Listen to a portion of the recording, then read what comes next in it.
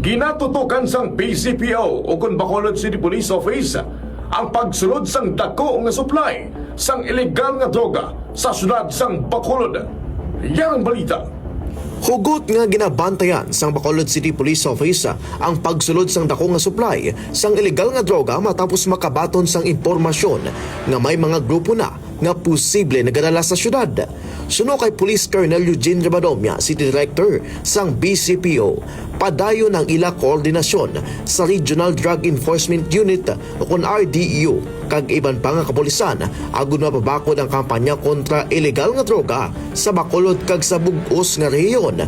Ginsiling maniya nga ang mga bag-o nga mga nadakpan nga persona sa syudad sang Bacolod posible konektado sa mas daan nga drug network nga nagapakita nga padayon ng operasyon sang mga nagabaligya sang ilegal nga droga.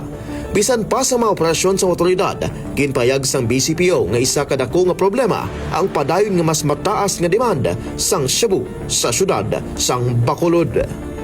Report nagikan sa Patrol, kadili Jimmy Salvano para sa balita malapit sa Pumuluyo, Adlaw-Adlaw, Daily News Central.